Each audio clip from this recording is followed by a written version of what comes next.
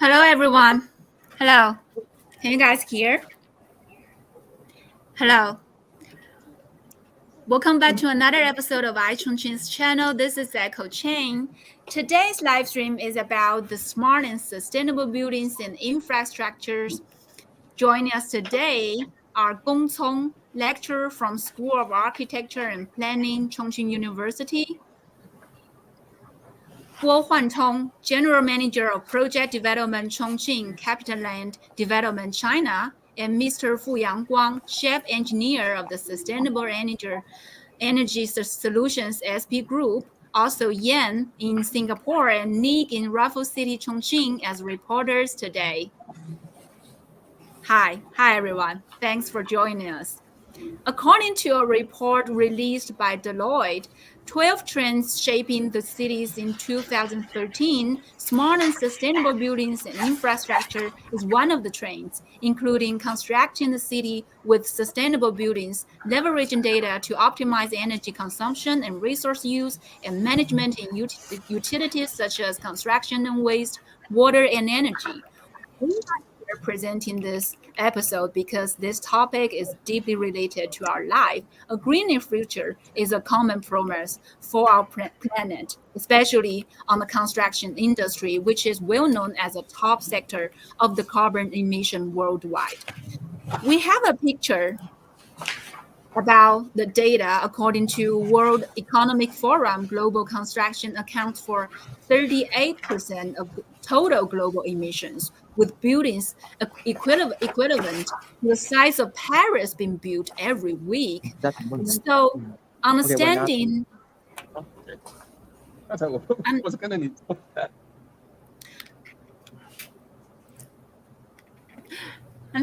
Understanding and reducing emissions from this sector is vital if we wanted to shape our planet more sustainable. Now, everyone knows that China's climate pledge sets a path for peaking its absolute carbon emissions level at the per capita GDP of about 15,000 US dollars, and it plans to reduce its net carbon emissions from peak to zero within 30 years. This magnificent goal fosters this country to go through a wide and deep systemic change in the economy and society. Promoting the green building in construction industry was listed in the national strategy since 2011. Therefore, as China's biggest municipality in Southwest, Chongqing carries out the smart and sustainable building and infrastructure revolution work since 2016. We are going to talk about what Chongqing and Singapore are doing for this green construction industry to reduce emissions under the framework of the China-Singapore-Chongqing Demonstration Initiative on Strategic Connectivity, and we definitely want to know your insights of this green buildings topic. Stay tuned, like and share and subscribe to us. Okay, so I wanted to start our conversation today with Mr. Gong. Hi, Mr. Gong. I'm putting you in on this. Hi. Mr. Gong, we can't hear you. You are mute. You mute your... It's mute.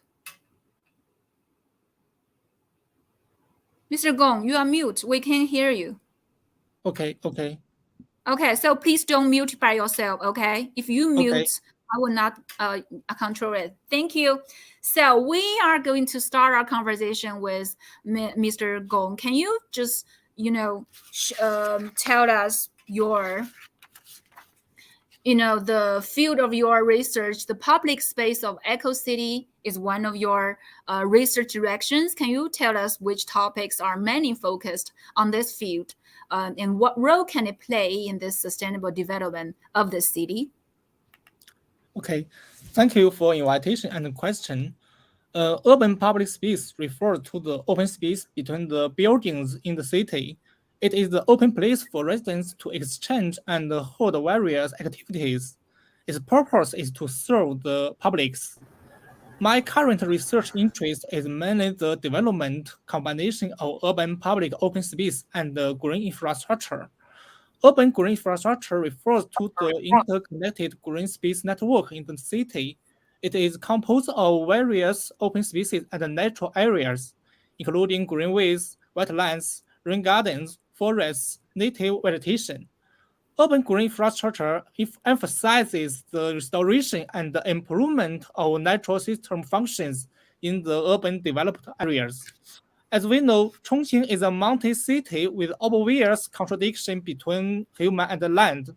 So the combination planning of urban public open space and the green infrastructure is contributed to solving the problems arising in the rapid expansion of urban space, such as the ecological resource erosion, flood and waterlogging disasters, and sharp reduction of biological species. So therefore, the combination of these two can favor the coordination of urban construction land and the natural environment. Thank you, Mr. Gong. I have some information I want to share about and the data about Chongqing has achieved in our last 5 years plan on the green building field.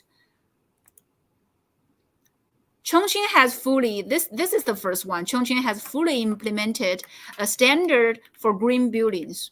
By the end of 2020, the proportion of green building standards implemented reached 95.61% in the design stage of new urban buildings, and the proportion of green buildings reached 57.24% in the completion stage.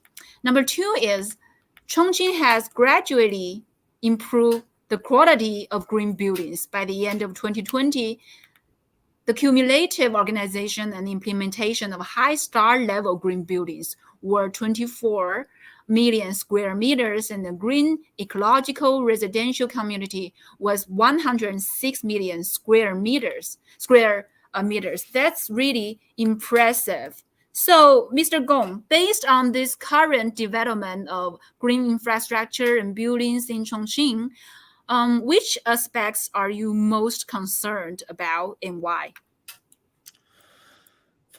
For the development of green infrastructure in Chongqing, one of the most important issues at present is the benefit and the evaluation research of green infrastructure in mountain stormwater management, especially during the rainy season.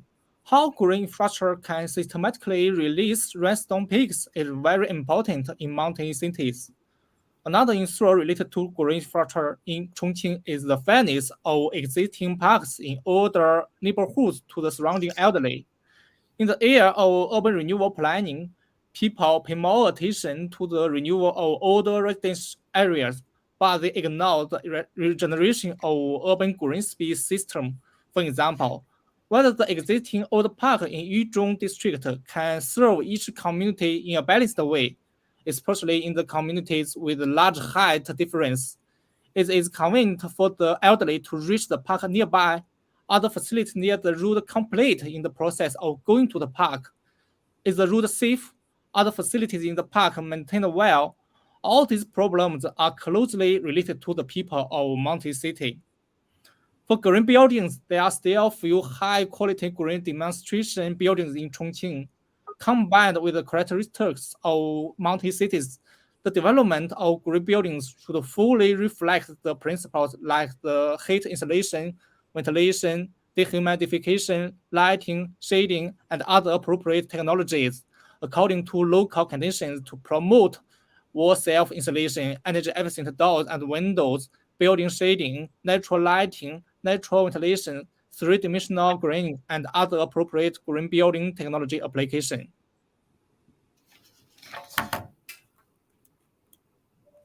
Thank you, Mr. Gong. So for those who just started to watch our show, today the live stream is about the green architecture and infrastructure in Chongqing and Singapore.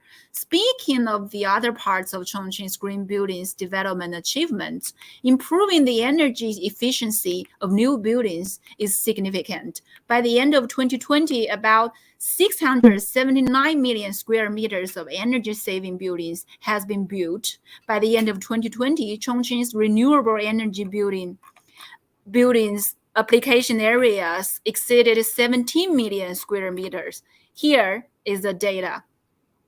So the China-Singapore Chongqing Demonstration Initiative on Strategic Connectivity, general shortened to CCI, is the third government-to-government cooperation project between China and Singapore, with Chongqing as its operation center and modern connectivity and modern services as the theme. CCI focuses on the 4 priority areas of financial services, aviation, transportation, logistics, information and communications technology, which are further expanded to cover more areas as it continues to grow, just like this smart and sustainable buildings areas.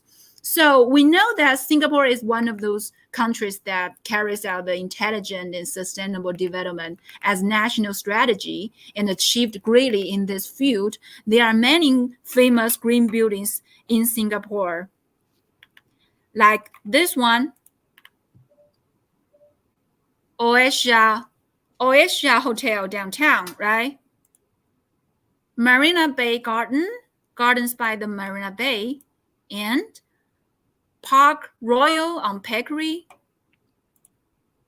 These are all famous. When you search sustainable green buildings on YouTube, on the internet, the most views videos are about green buildings in Singapore. This country has grown to one of the most environmentally responsible economies in the world. For example, Marina Bay Sands, a world-famous architecture complex, also the Sands Expo and Convention Center, which awarded prestigious LEED Platinum Green Building certification. It is the first in the Asia Pacific to be awarded world-renowned sustainability achievement for building operations and maintenance.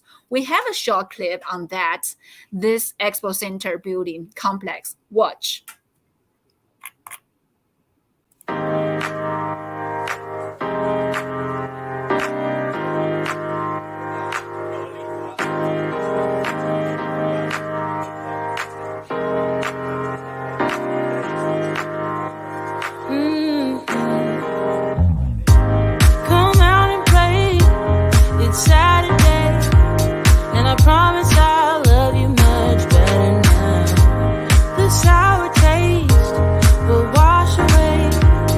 I promise I'm better now. Wouldn't hold it against you if you say that you don't wanna get close to me, close to what we used to be. But I just feel like dancing. Are you feeling it too? Oh baby, won't you love me? Won't you love me? Won't you love me? Love me like yesterday. So when talking about this renewable city, the energy is vital for every field of this, as the world is facing the resource shortage today and the climate change has deeply related to everyone's life. We surely want to know what kind of innovative new energy method to adopt for realizing the sustainable society. So today we invited Mr. Fu Yangguang, a chef engineer of Sustainable Energy Solutions SP Group, and Yen as host to connect with us from an office in SP Group, which is a leading utilities group in the Asia Pacific and provides a suite of sustainable energy solutions for customers in Singapore and the region. It deeply sustainable powered by its in-house energy technology and digital capabilities. A video clip of how this company's district cooling technology for the region and Singapore. Check this.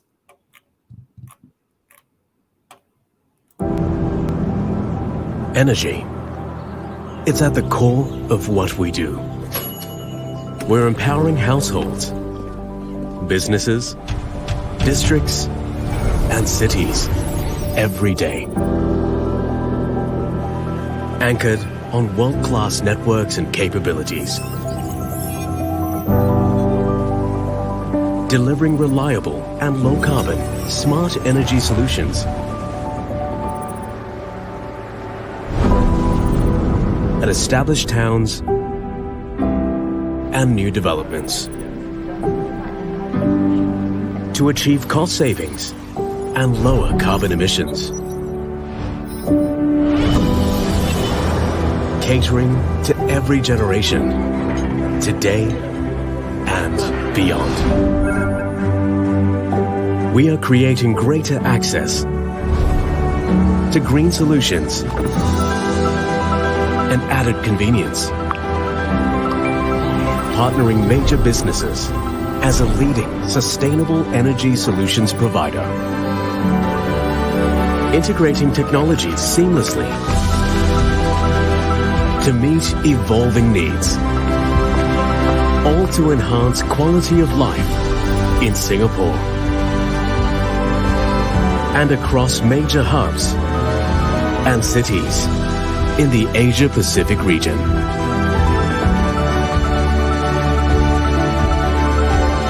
Empowering the way we live, work, and play. SP Group, empowering the future of energy.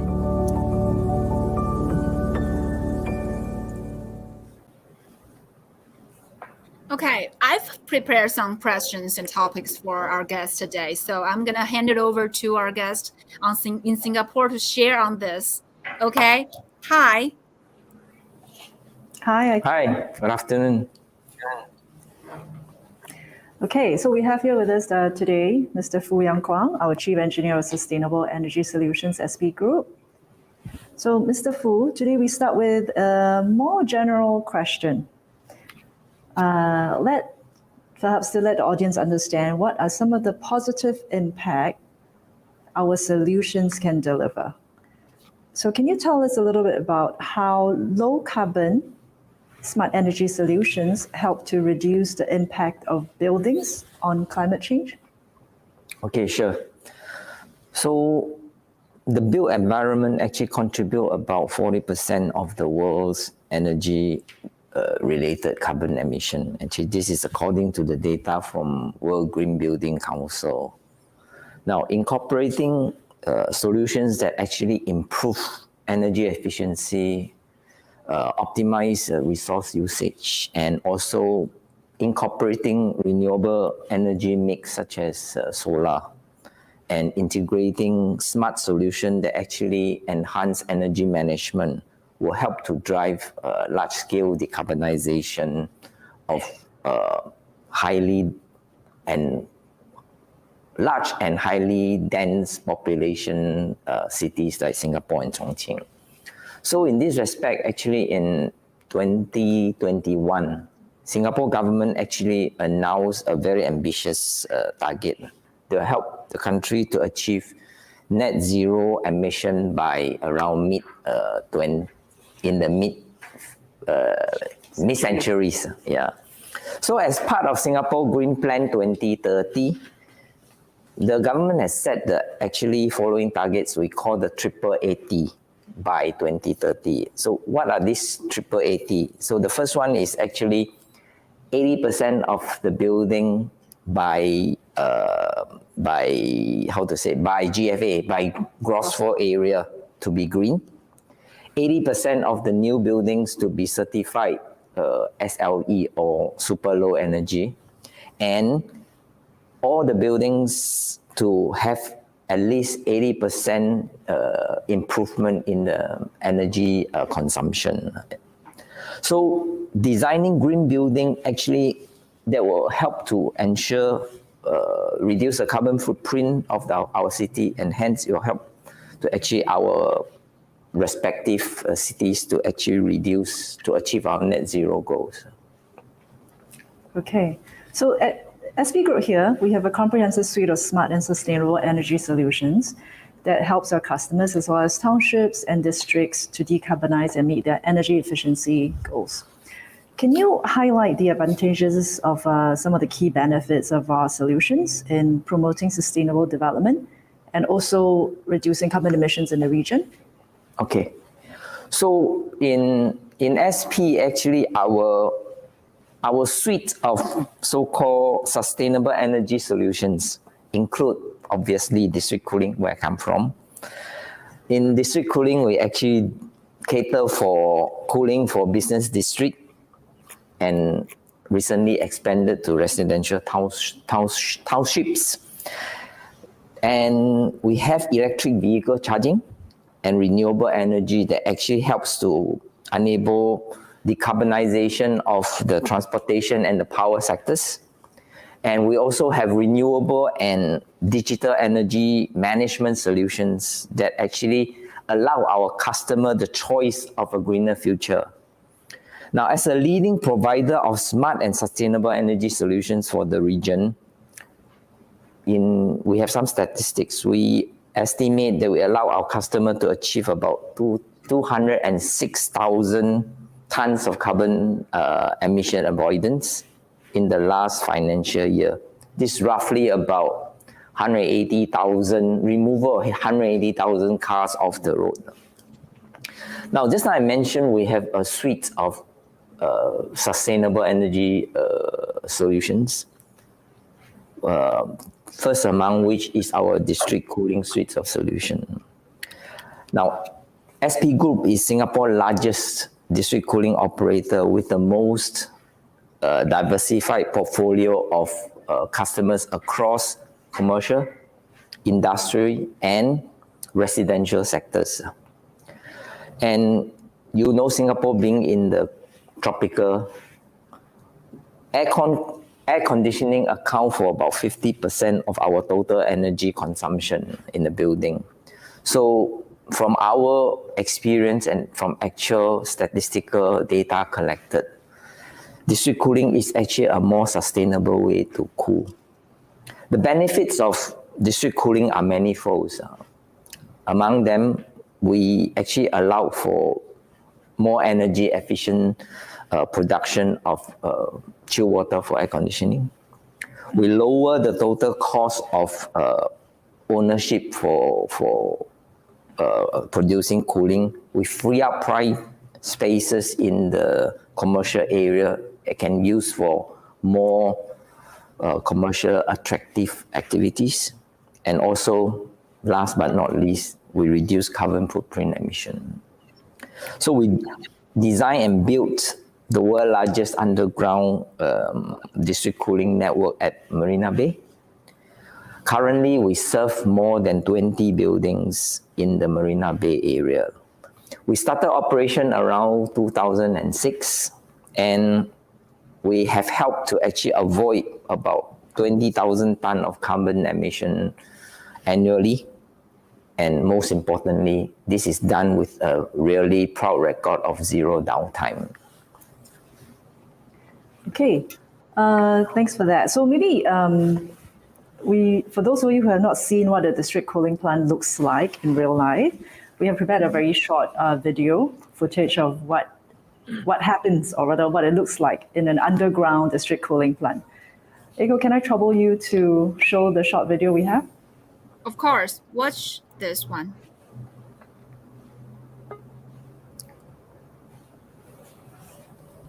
So this is the thermal energy storage.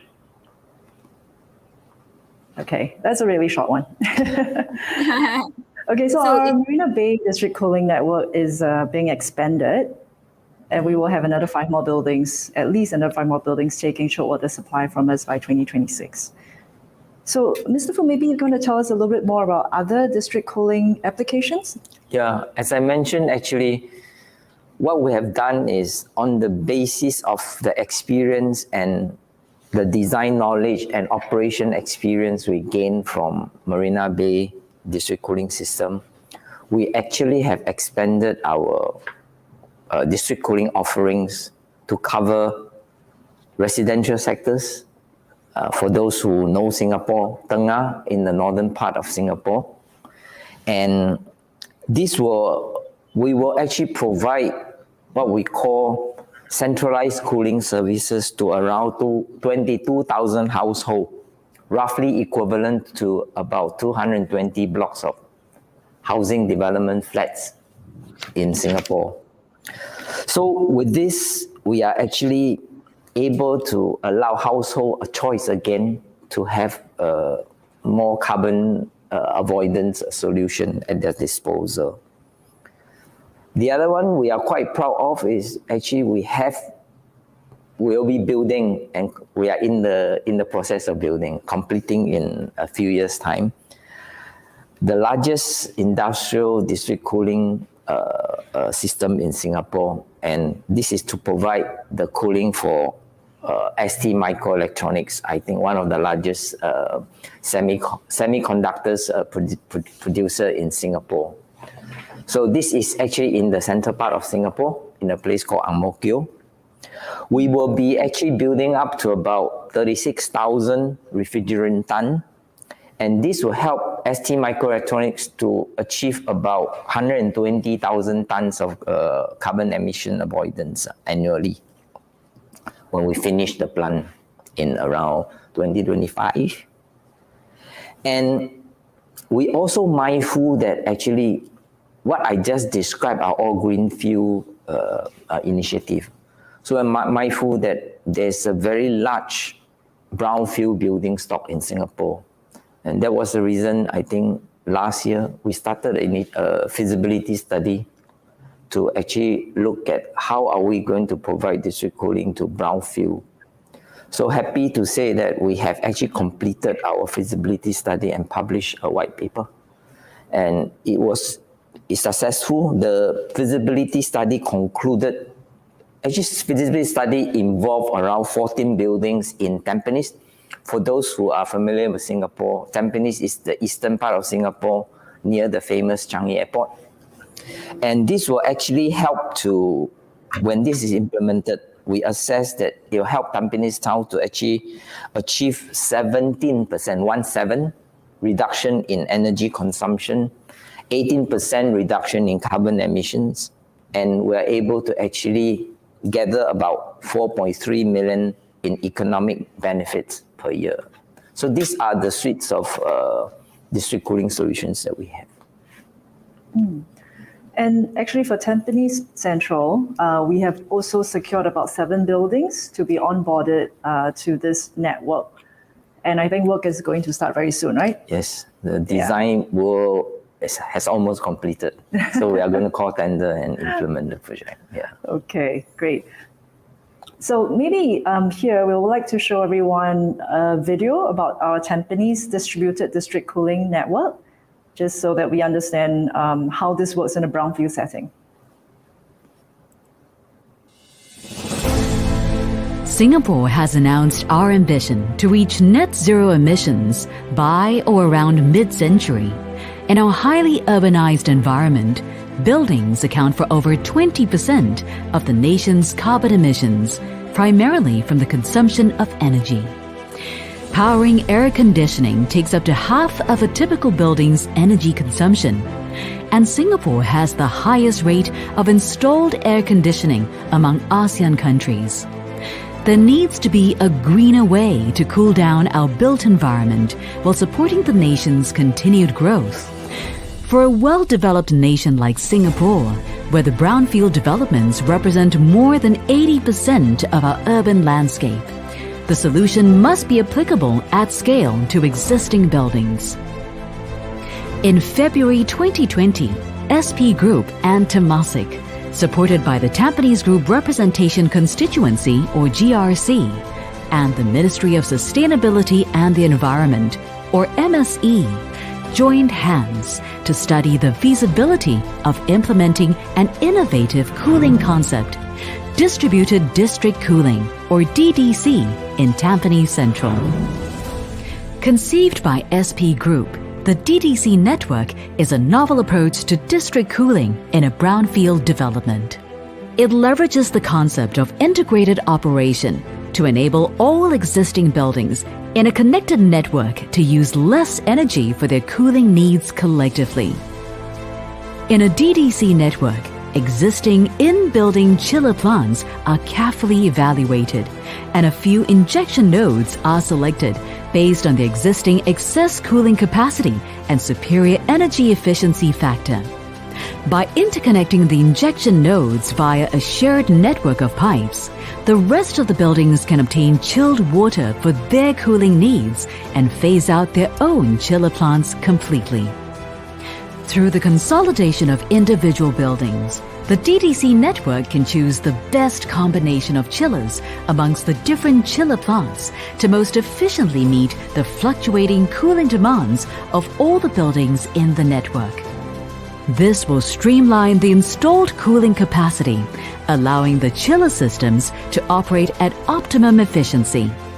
The study, which spanned close to 18 months and involved a mix of retail and commercial premises as well as data centers, revealed that a DDC network involving 14 buildings in Tampines Central would achieve 17% lower energy consumption, 18% reduction in carbon emissions, 4.3 million Singapore dollars of economic value created annually. On the back of these promising sustainable and economic benefits, 7 buildings have committed to subscribing to the DDC network in the initial implementation phase. When the network is operational in 2025, Tampines Central will be Singapore's first eco-town retrofitted with a distributed district cooling network. The successful implementation of the DDC network in Tampines Town Centre will serve as reference architecture for other town centres and brownfield districts. Adopting this greener way to cool will help our urbanised districts save energy, improve efficiency, reduce carbon emissions, and reduce the total cost of cooling infrastructure, while delivering reliable cooling comfort.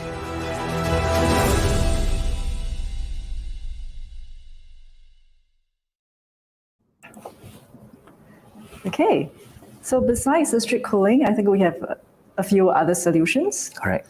Yeah, the next I want to touch on briefly is EV charging or electric vehicle charging. SP, we operate Singapore's largest public fast EV charging network with currently over 560 charging points across 140 locations in Singapore. So this will include actually shopping mall, commercial buildings, business park, etc. And our objective is to actually help to accelerate the adoption of electric mobility in Singapore. Next, I will actually touch on the integrated energy services. The integrated energy services, I think the crown piece of the jewel is the solar panel that we install on top of the roof of Sembcorp Marine. Sembcorp Marine is actually a shipyard owner in Singapore. So we have deployed on the roof of Sembcorp Marine 10.8 megawatt peak of solar panel on their flagship shipyard. And what is noteworthy is also that we have incorporated energy storage system and integrate what we call the green energy tech. Is actually our trademark smart solution to provide intelligent and reliable energy management. So we help Sembcorp Marine to realize significant energy savings. Currently, this solar panel is actually expected to provide close to 60% of electricity consumed by the yard steel fabrication facilities. So in so doing, we actually avoid about 4,200 tons of carbon emission. This roughly about 1,300 cars off the road. Of course, last but not least, we have the SIT, where this is the first the largest private microgrid in Singapore. So when it's completed in 2024, it will be the largest, the first multi-energy microgrid in a university campus in Southeast Asia. Okay, so thanks for sharing about what SBA has built in Singapore. So maybe now let's look at what we have done in the region, particularly in Chongqing. So SB Group designed, built, and is operating quite a few green energy projects in Chongqing. So these include the Chongqing Raffles City, as well as a few multiple hospital projects. So perhaps can you give us an insight on how these projects benefited under the framework of CCI and how they have helped achieve sustainable targets for our customers? Yeah. Okay. I think for us the CCI is a good G2G initiative. Actually, that provide us a pathway for entrance into China in general, but in particular Chongqing and also the southwestern part of China. So with support of agencies on both sides, actually this CCI framework give us the confidence to actually invest in Chongqing. And we are able to very happy to work with like-minded companies like CapitaLand to actually make possible this Raffles City Chongqing project. So with this project, actually we demonstrated our commitment to drive Chongqing's low carbon ambition and to support the sustainable growth for Chongqing. Maybe a short word on the Chongqing Raffles City project. In short, Chongqing Raffles City we call RCCQ because Chongqing Raffles City is a mouthful. But okay, so RCCQ. So RCCQ is actually in close partnership with CapitaLand. We design, build, own, and operate a district cooling and heating system because different from Singapore, there is a need for heating during the winter season. So we design this district cooling and heating system for this integrated development, which actually include retail, office, as well as service apartments and hotels. We have started operation in September 2019. Actually, construction started a few years earlier, I think around 2016. This system has actually helped the development to avoid around 3,800 tons of carbon emission. So what do we do in Chongqing? I think the few key concept is actually from the design stage, we actually incorporate energy efficiency design from the word go into the design. We are not waiting until the operation to try to actually incorporate energy efficiency measures. So this one. The other thing is we implemented thermal energy storage system, which actually we have gained a lot of experience operating in Singapore. So this actually we believe helped to actually drive energy efficiency. I think recently Chongqing government actually announced the measures to have like demand response, which actually we have a lot of experience operating in Singapore. And we also recover waste heat from the air conditioning system to actually drive heat pump to produce hot water. And we have put in place a remote monitoring control system that actually help us to not only to control the system, but also gather data, help us to actually have better and more insightful knowledge into the operation of the system and hence make improvement when necessary. So this is a continuous and constant effort. And this philosophy, we actually successfully done in Singapore. And now we are doing the same, but in a very different environment. And we are proud to say that so far, so good. Thank you, Mr. Fu. Okay, Eiko, back to you in the studio. Thank you, Yen and Mr. Fu, for informing us so many details about the sustainable energy solution of SP Group in Singapore and especially in Chongqing. And we are really looking forward to see your experience, the SP Group's experience and technology to applied in Chongqing's in the city. So I have some facts about China's construction industry. It's about the data of this building energy efficiency since Mr. Fu just talked about how to rise the energy efficiency by using their advanced technologies. It is said that the total carbon emissions in the whole process of construction accounted for more than half of the total carbon emissions in China, of which building materials, steel, cement, aluminum, etc., accounted for 28.3%, construction, urban residential buildings, public buildings, and rural buildings accounted for 21.9%, and the construction stage accounted for 1%. Here is the data. So this is really brutal to see the data, the situation in this stage for China and for Chongqing. I'm going to have to connect this with our, the architecture field with this new energy to salute this carbon emission problem. So what do you think of the challenge that we are facing in reducing carbon emissions in the construction industry, and how should we address them, Mr. Gong? Okay.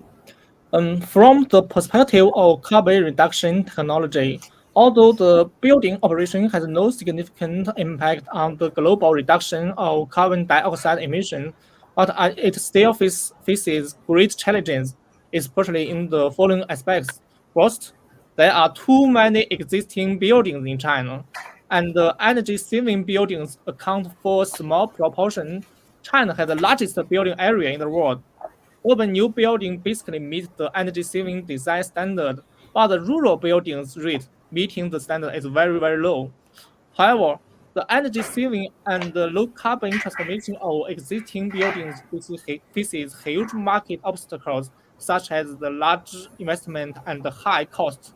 In addition, China's total building area has not reached the peak and will continue to grow rapidly. Second, the energy supply for building operation is far from the requirement of clean and low carbon. With the continuous improvement of living standards, people's requirements for the comfort living environment are also increasing, and the terminal demand for like heating, air conditioning, domestic hot water, and household appliances will continue to grow. If the energy structure cannot be clean and low carbon, the carbon emissions from building operation will increase in the future. Third, the construction carbon emission standards are not complete.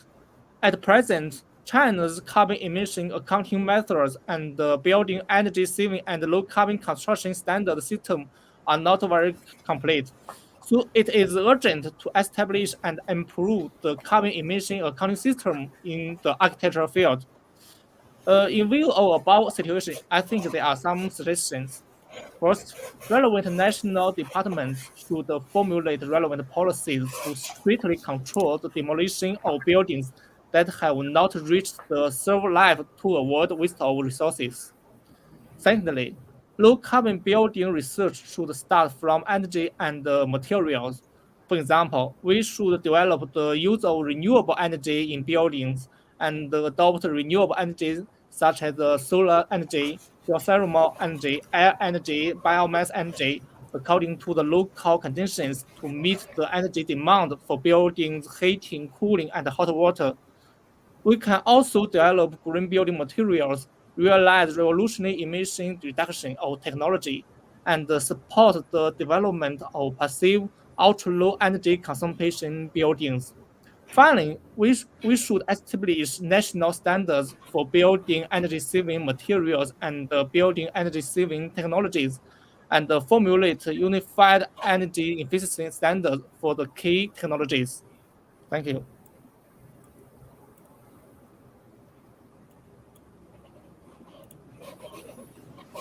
Thank you, Mr. Gong. Since you've been mentioned about existing buildings, they are the challenges. I have these questions for Mr. Fu. Can you share your insights about, how exactly to reduce the emissions on the existing buildings in terms of the new energy field? Okay, Eiko, I try to answer your questions. I think we are a utility provider, so we are not really a construction company or a developer. But from my perspective, this is how I can see it. I think if you look at it from a very large perspective, I think we know that we can read from the press that no country can actually tackle the climate change challenges on its own.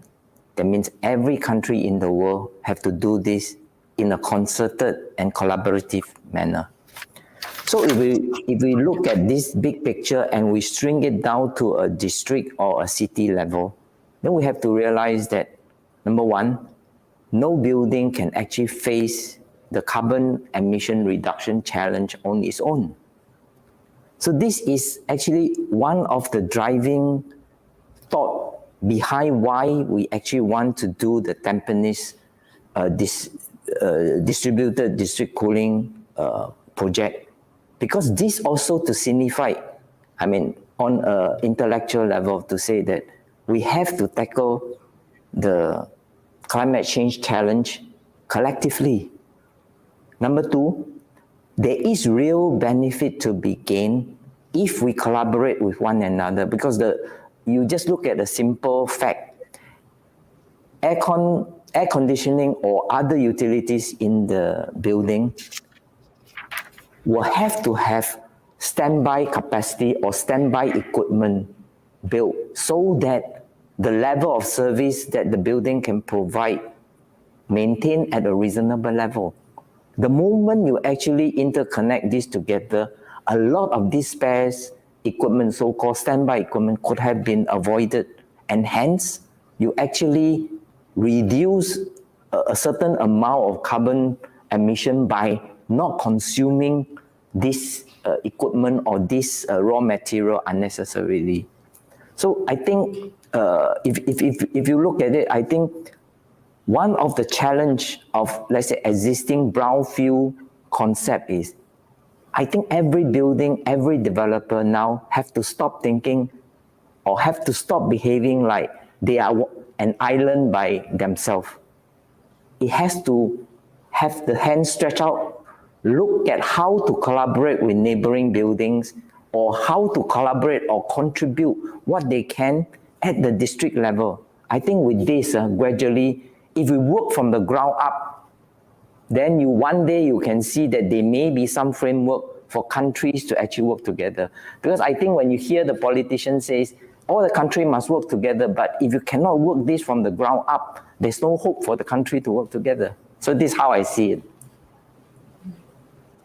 Thank you so much, Mr. Wu, for sharing your insight, and also thanks, Mr. Gong, for sharing this, for providing your opinion on this really key point of this carbon emission situation in China and the world. It's the existing buildings. So next, I'm going to hand it over to Nick and our guest, Goh Huan Tong, General Manager of Project Development, Chongqing, CapitaLand Development, China. They are now in Raffles City, Chongqing, a major project under the CCI, and it shared the same architecture firm with Marina Bay Sands, the Safudi architects. This building is located in Chaotianmen, a historical square in Chongqing. It's also a symbol of the city. We have a video clip about this amazing building. Watch.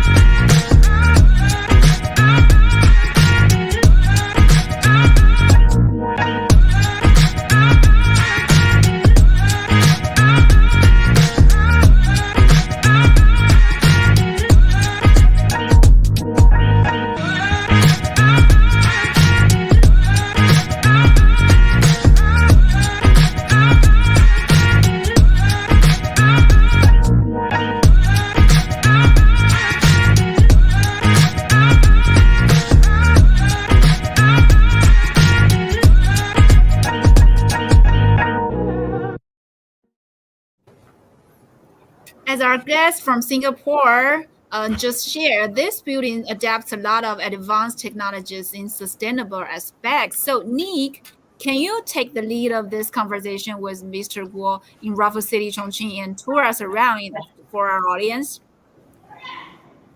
Yeah, of course. So right now I'm standing at the crystal sky bridge of Raffles City, Chongqing. Last time I showed you the stunning views of the city and rivers from the observatory deck. But today we're gonna dive into this architecture itself in terms of sustainability. And we have our honorable guest join us today, Mr. Goh. Hi. So Mr. Goh, would you introduce yourself to our audience? Okay, I'm Goh Huan Tong. I'm a Singaporean and I came specifically for this job. So I've been involved from day one, working on the responsible for the design, the planning, the contracts, and the construction aspects. So yeah, so we're so happy to have a conversation with Mr. Goh. And if you are a fan of buildings, you may know about LEED rating system. It's a widely used rating system for green buildings in the world. And Raffles City, Chongqing has achieved the LEED Gold pre-certification, which is a symbol of the achievement of sustainability and the leadership in sustainability. And so, Mr. Goh, could you share with us the features of Raffles City as a building of sustainability? Okay. Now, this is a very complex job. So there are many features. So I'll just bring up some examples. Okay. So on the design concept, this is designed as a multi-tier mini city. So it's three-dimensional. So we have catered for the vertical and horizontal transportation. So in that sense, you can say that people can easily interact and minimize the urban transportation, which relates to carbon reduction anyway. Right. Then from the design-wise, we have also looked at using a lot of modular design and this unitization and also this prefabrication. Why we do modular so that we can do as much repeat as possible so that we can minimize wastage, construction wastage. We can do a lot of repeats. And for fabrication, most of the materials here are prefabricated off-site in a factory in a clean environment and then brought to site for assembly. So that minimizes a lot of site construction, which will relate to a lot of waste. So of course, the smaller ones we can do it. For the bigger structure like the sky concrete, those big structures, which are heavy, we actually use a lot of beams and even 3D modeling to simulate it in the factory and then actually fabricate the whole entire section. And then we split into smaller sections so that we can bring it onto the road because roads have a height, there's a width and a requirement. So actually we then bring it to site and we actually do it assembly on site and then we do a lot of so that it's easier for construction. In fact, this guy's configuration that you see here, the structures are huge. So we actually fabricate on off-site, bring it to the site, and this particular structure that you see is actually assembled on the podium roof, about 200 meters below here. And then after assembly, we actually lifted it up using hydraulic jacks, or 1,000 over tons each. So and we repeat it over the few sections. So that way we minimize the learning process. In fact, after this lifting, after the success of this structural lifting, we did the same for the facades. Now the facades is the undercover, the belly for this. There's a lot of aluminium, We also did a lot of application outside, and bring it to site and assemble on the same temporary deck that we use for the structural steel. In that sense, we recycle the temporary deck, and then we assemble it below, and then we lift it up to up 200 meters above. But of course, during the lifting of the facade, another problem was about the wind, because it's light. It's about 30 meters by 10 meters, and with a surface area about 300 meters square. So we're worried about catching the wind. So we put a lot of effort to a lot of monitoring system to ensure that during lifting, we would not have any failures. So thankfully, the lifting was very smooth. One lift, it took 1 day. So of course, there are many lifts. We repeat the lift over the whole entire 300 meters of this conservatory. So anything that goes to reducing construct time, labor-intensive things, I think it goes a long way to reducing waste. Okay, so of course, we also use a lot of selection of construction materials. For example, if you look at our building structure, we have used extensively using this open concrete, meaning that after we cast the concrete, we remove the formwork, just do a light treatment and we paint over it. So this reinforced concrete can last for years, and with little maintenance. We don't do any more plastering on the outside because that can be subject to future failures, debonding, and safety issues. So in that sense, we make it a lot more sustainable. This building can last a long time. Okay, and then for our very tall building up there, the 350 meters tower up there, Arab has helped us to design the outbreak, what I call it a hybrid outbreaker, which in normal times actually connect the mega column to the core. So normal time to behave just to hold it back. In times of earthquakes, example, when there's excessive movements, these what we call circuit breakers, which are made using this softer steel, will actually fail. In fact, it sacrifices itself to protect the important structures. So if you can think of it like a circuit breaker, you know, your home, your circuit breaker. So if there's a power surge, it trips. The breaker fails. And after that, we do reset. So for protecting the users. So that's what we were using at one time. So now during the construction, we also did a lot of sensors, smart stress and strain, stress and movement sensors mounted, so that as we build, it's monitoring the building as we build to make sure that we don't have any abnormalities. Even now, today, even where you stand below here, we have mounted a lot of sensors. So they actually continually monitor the health of the building. The building is actually moving, it's not static, it's moving. So in the event, like say there's a quake, it will trigger, it will report movements. So in the last 6 months, we actually detect movements in our data. It was sent to the command center and we quickly got our team to track. And yes, there was movement, but it was within our limits. So it's supposed to move because it's designed, the conservatory is designed to slide over the 4 towers. It should move. So anyway, it's within the limits. So that's good. So we have, until today, we still continually monitor it. It's like preventive care. Okay. So it's really impressive. Yeah. Yeah. And then also, actually for Ascot, we also, there's our own service department. We use automated booking and check-in, meaning that you can just go to the counter, show your ID, and you go into the room. They issue your card without even the front desk staff. And for our hotels, we have the RCU units which combine with these motion sensors, which will detect the moment the guests leave the room, it will trigger the system to go into energy saving mode. So you shut off the lights, it will turn up, it will lower the aircon to a preset temperature, it will close the curtains. So in that sense, it will actually go into sleep mode and save energy, because most of the time people just go in the car and they leave aircon on even when they're out. So that way we can save a lot of energy for the construction. Okay. And then of course, what Mr. Fu has mentioned just now was the SP's district cooling system. Well, we brought this. I mean, this is I think first project in China, and we did very well. So with the advanced this automated control, we were able to save a lot of energy. And so it's operational efficiency and very substantial energy savings for us. Yeah. I think you guys have heard so many examples of how this building is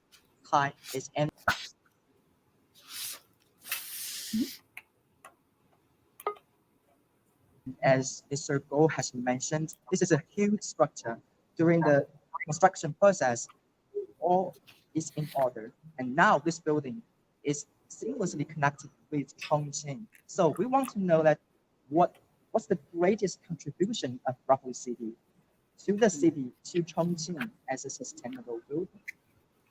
Many years ago when I came, it was just at the start, almost at ground zero. So that was before RCCQ, Raffles City Chongqing. Then it was a cluster of old commercial buildings, warehouses, and a very aged infrastructure. So road systems were not were overused. There was a lot of traffic jams. Power demand were not enough. So actually, now today you see Raffles City Chongqing, which is a very modern landmark building now in Chongqing at the confluence of the 2 rivers. Yeah, so in that sense, we have actually set some standards, and also as a catalyst for the widespread revitalization of the Chongqing district. So you see, which has resulted in improvement in the quality of life, and also increase the commercial value. So, like to the south, the roads have been widened. The wholesale center, which used to clog the roads with their delivery trucks, it has been cleared, and now the roads are moving freely, so you don't have traffic jams, right? And also it's better to move on the traffic. The old facade buildings, we have the facade being rejuvenated. So in that sense, we have brought quality of life back to the people. And then to the north, you can see there is a Chongqing Square is undergoing upgrading. So in the east and west, the river banks are being upgraded to provide a river promenade so people can enjoy. So in a few years time, this place will be bustling with activities with tourists and for the tourists and the public. Yeah. And as a resident of Chongqing, I have really strong feeling that after the construction of Raffle City, we will have more chances to enjoy this city's magnificence from this skyscraper. And Raffle City, Chongqing has offered so many possibilities for Chongqing, and we also want to know that what are the advanced technologies that has been applied to this building in terms of intelligence. To manage a project of such scale and complexity, I think we need all the help that we can get, all the technologies. So we use extensive use of the BIM and the virtual technologies during construction in collaboration with our contractors. So BIM, use a lot of BIM to do a lot of clash management. So when we do the design, we know if the services clash, we know if the different trades, the design clash. So that way we avoid a lot of unnecessary abortive work later on. Otherwise, when you build and it's wrong, you can dismantle it. It's all waste. When waste, so it's unnecessary waste. So we try to minimize that. Of course, we also need a lot of virtual technology in the sense of virtual simulation of the construction. So we will do in virtual technology so that we can see which is the best way to build this building. Because it's a very complex building. It's not a straightforward, just a tower alone. So whether we build a tower first, whether we build a podium first, which part of the podium should be done first, we have used the technology to advise us to do a better planning. So even our deliveries of bulk generators and all those, we must see which the best to bring it in. So we don't have a abortive work as usual. So if whatever can do to shorten the construction time, to improve the optimum schedule, it all goes to helping us minimize costs and labor and all those, which is good for the project. Yeah. Wow. So now we have so much stories behind the scenes of Raffle City, Chongqing, and I think the place where we are standing at is called Crystal Sky Bridge or the Crystal Conservatory. I believe it is the most dazzling part or most eye-catching part of this complex. You can see that the exterior consists of thousands of glass panels. So, but it's really hot in summer in Chongqing, especially during this year. So we would like to know that how does this building or how does this conservatory adapt to Chongqing's unique climate and reach the energy saving and emission reduction goals? Actually, the Sky Conservatory is a 300 meters, 20 meter long horizontal skyscraper, which is seated on 4 towers. So, it's seated on what I call the bearings, earthquake bearings, and dampeners that will, so it rocks during a quick movement. Right? But the shape is like a Chinese lantern. Yeah. So if you look up there, on the west facing bases, we actually use insulated aluminum panels. That way we can block off the afternoon sun and reflect and block off the afternoon sun. Whereas for the east facing, we actually still use heated low E glass. Right. So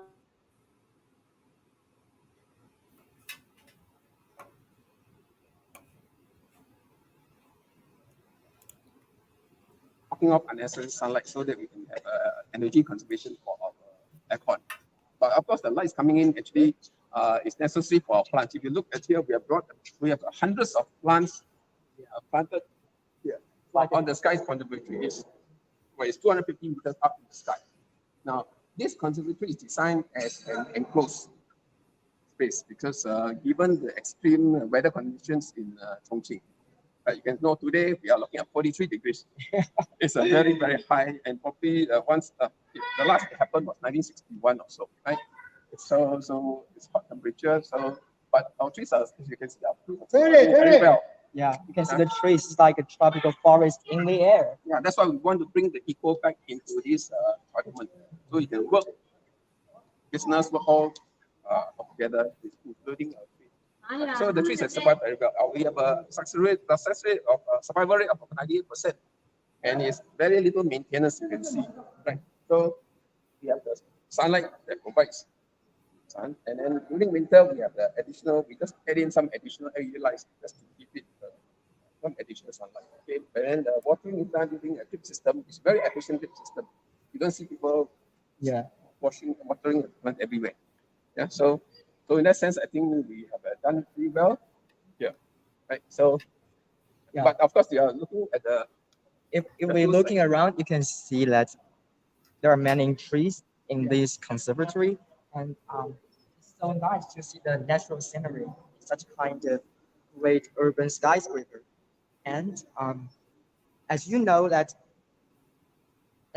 shape or the design of Raffles City Chongqing was exactly inspired by the historic image of the Chinese sailing vessels on the river, and during the night when the lights on, this whole building will look like a giant dazzling sailing vessel on the river, and we would like to see that how the facade looks like, and we also want to know that what kind of technology are applied to this design and as a sustainable building.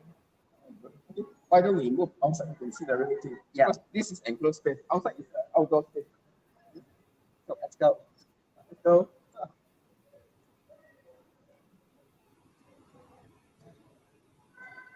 So so now we are entering to the outside area. This is a public observatory deck. And last time I think I already showed you guys how amazing the view is here, but today is really hot, so we only can stay here for like 10 minutes to show you what the facade of the sail design looks like. Yeah. So now maybe we just go down and see over there. You can see that the sails there is a tower, one of the towers. From the outside, it looks like a white sail. Yeah, we can see it. I can see from here, it's a white sail. So, but because this is a mixed development, so we have hotels, we have residential towers. In that particular sense, that is a residential tower. There's this beautiful balcony. That's for the hotel and offices. It's a lot of just glass panels. So they all look different from the front. So what we did was to create these cells which serve a multi-purpose. So it actually serves to unite all the towers into one common look, which is the intent of this Moshi Sapri, which is of a sailing ship sailing along the river. Okay. Now these sails actually, with the clever use of materials, we have actually created put the emblem to good use. Actually, this is what the sails look like. Okay. So from this is the sample. From far, it looks like a script. It looks like it looks like a full cover, but actually from close look, it's actually a form of little aluminum tubes. Cleverly designed and spaced with a gray on the inside. So if you look from inside, you can see out through it. Yeah. And then because it's mounted on the external face, so actually it does block the sun rays from going directly into the balcony. We do it for the south and the north faces, right?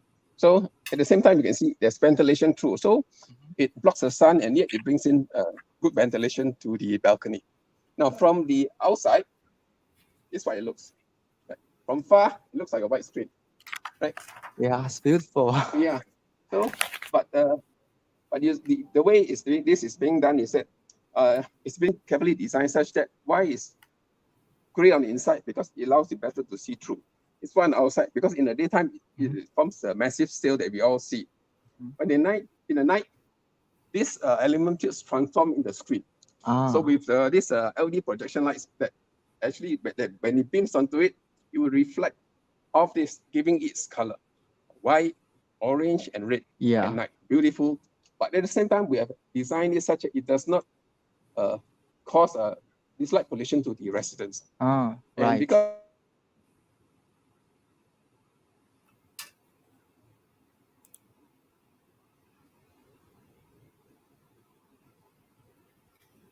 Okay, guys, we have some connecting problems, but we will solve it later, soon. And there's some pictures about this rival city, Chongqing. We can see under the beautiful sunshine, the sail, the thing of this building, the sail is really shining. And we are waiting for Nick and Mr. Gong to come back to us. Meanwhile, I gotta say, I'm really impressed by these advanced technologies that were applied on this building complex. What do you think of this, Mr. Gong? What do you think of the rival city, Chongqing?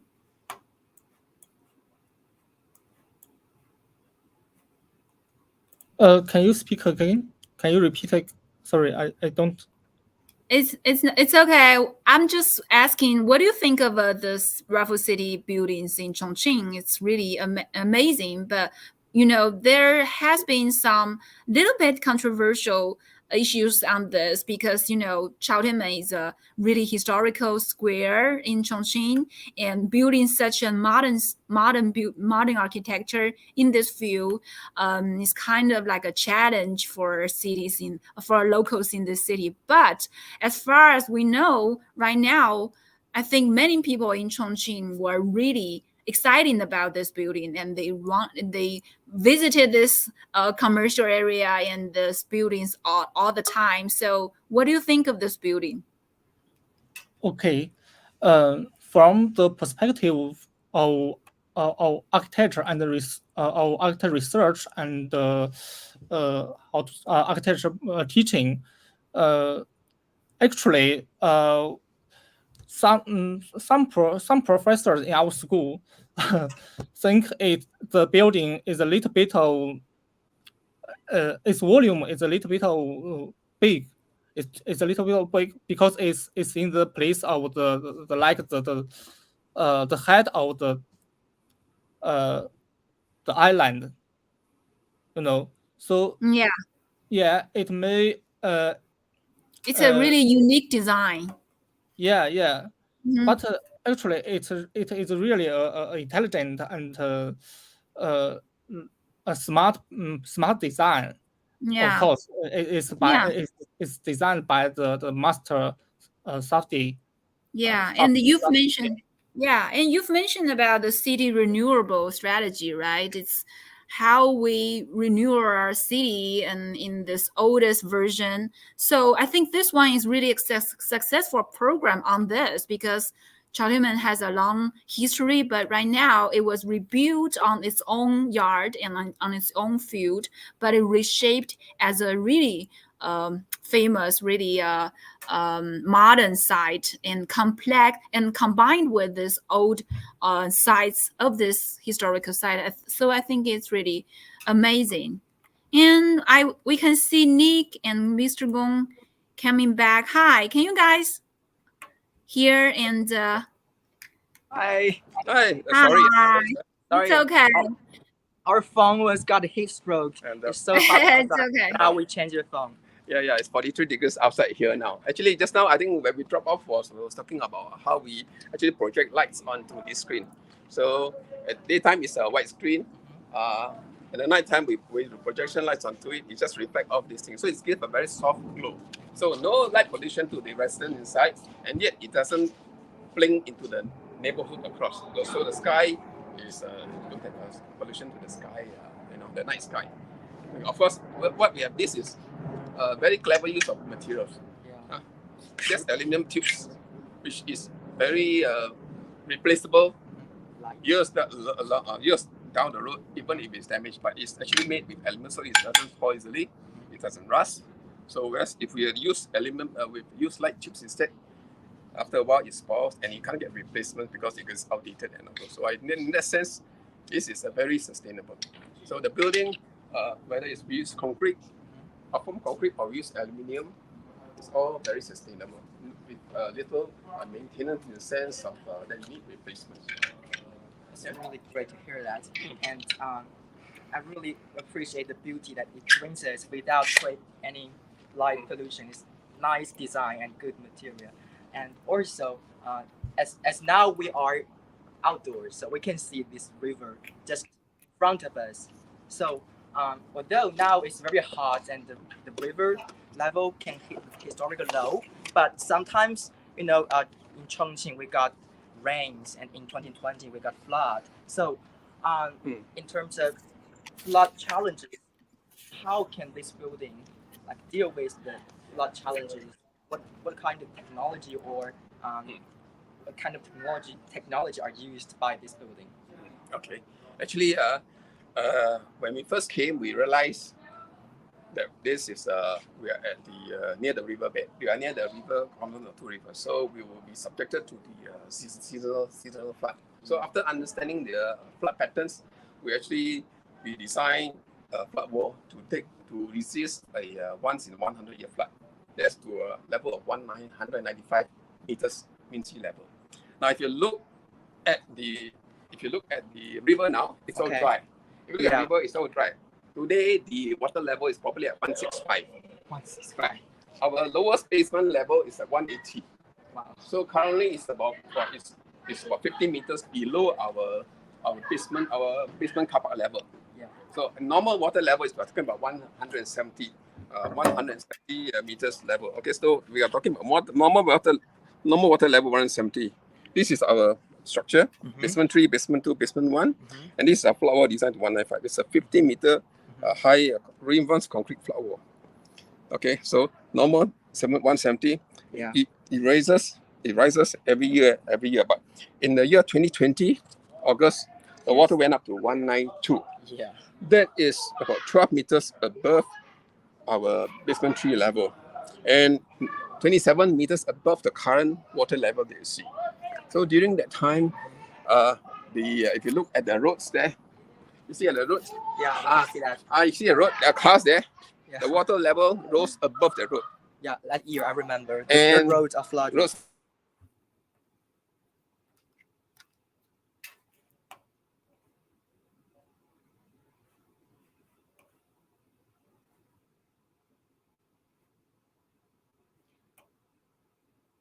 Okay, we lost them again, but it's okay. I think they are solving this problem right now.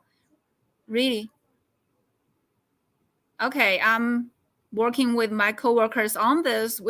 Before they finish their introduction, I have a video, about this building automation system or construction intelligence system has been promoted in most countries in China. We have a video of Tencent Wailing intelligent building platform. Something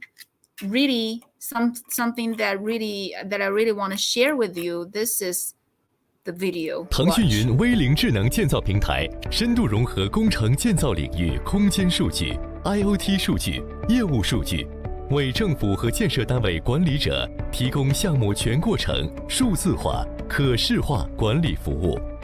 通过平台可了解全市工程建设规模、接入项目的分布与状态，统计所有项目的质量、安全、进度和数字化归档数据，在地图上查看项目定位、周边实景和进展等，构建基于 SIN 的智能建造一张图。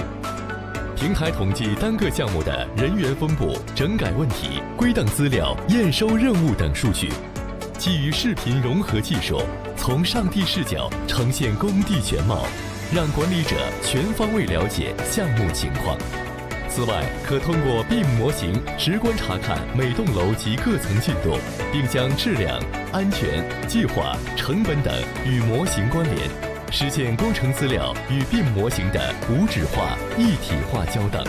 建立数据共享交互体系，实现项目层级工程建设全过程、全工程类型、全参建方、全项目管理体系的行为数字化，开启工程领域数据文明新时代。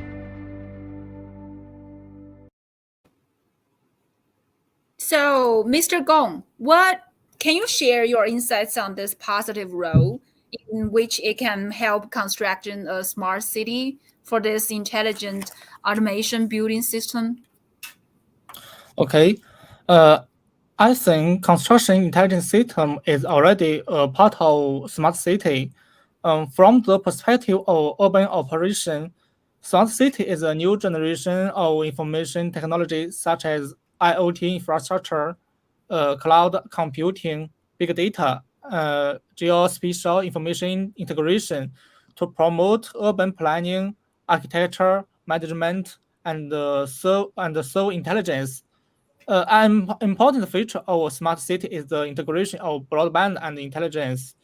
A willing intelligent construction platform realizes the digitization of project management logic by the means of like the BIM construction, smart site data collection, and the online management of site attendance.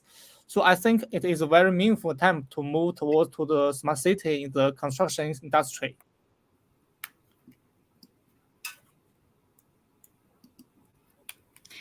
Thank you, Mr. Gong. And we are still waiting for Nick and Mr. Go to come back with us. And we can see from their sharing in Raffles City, Chongqing, that this cooperation between Chongqing and Singapore in sustainable field demonstrated as a success, for example, for those regions in the world that share the similar climate environment and urban spaces. Like Chongqing and Singapore does have a lot of comments as cities. And I think we have to, try. Okay, now they are back. Just when I thought they are not coming back with us. Hello. Hello. Okay. Our first phone is back. The two phones had a heat stroke. Now you know how hot it is. Yeah, now you're Anyway, back. we moved indoors. We already moved indoors. Yeah, now we are indoors. Just now we got two phones, but they all got heat stroke. And now our first phone is alive again. Yeah, thank you. And did you have noticed our comments area that our audience just mentioned about this flood problem? And they were really glad to see we realized we not just realized we solve we're facing the problem and we have some solutions for this kind of situation, because Chongqing has two rivers and we have to guarantee there's no problems when it comes to the river and the building, right? So thank you. I think that's the end of our show. Thanks Nick and Mr. Gong for sharing us those informations. I'm going to put myself back to the screen and say goodbye to our audience. Okay. So the last minutes, I will just release some videos about the Raffles City again so that we can move to our last section.